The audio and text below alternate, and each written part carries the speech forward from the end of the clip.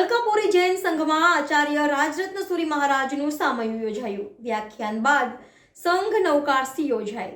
અલકાપુરી જૈન સંઘમાં આચાર્ય રાજરત્ન સુરી મહારાજનું સામયું યોજાયું. વ્યાખ્યાન બાદ સંઘ નવકારસી યોજાઈ.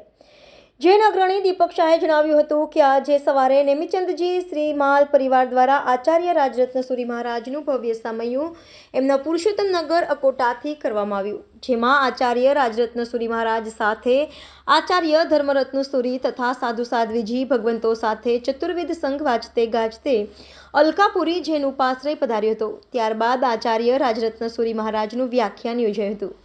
સંઘના પ્રમુખ સીએ હિંમતભાઈ શાહે જણાવ્યું હતું કે ગુરુદેવ આજે સાંજે જ ભાયલી કરજણ થઈ દેથાણ મુકામે ઉપધાન તપ ચાલી રહ્યા છે ત્યાં પહોંચશે અને ત્યારબાદ ત્યાં વસંતધામ નૂતન જિનાલય અને ઉપાશ્રય ખાતે યોજાનાર ઉપધાન તપની માળના કાર્યક્રમમાં આચાર્ય રશ્મિરત્ન સુરી મહારાજ સાથે નિશ્રા પ્રદાન કરશે.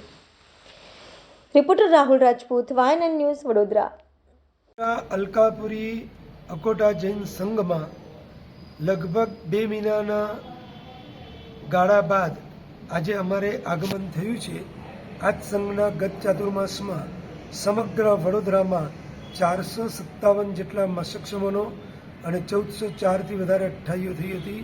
આવા અદ્ભુત ઐતિહાસિક ચાતુર્માસ બાદ અમે વિહાર કર્યો અને લગભગ 500 કિલોમીટરની વિહાર યાત્રા દરમિયાન અંજન સલાકા, 2 પ્રતિષ્ઠા મહોત્સવ, શિખરબદ્ધ જિનાલયોના ઉપધાન તપ, દીક્ષા, પદયાત્રા સંઘ, જિનાલય નિર્માણ પ્રારંભ વગેરે વિવિધ શાસન પ્રભાવનાના કાર્યો થયા અને 500 કિલોમીટરની વિહાર યાત્રાના અંતે આજે પુનઃ અમારો આ સંઘમાં પ્રવેશ થયો.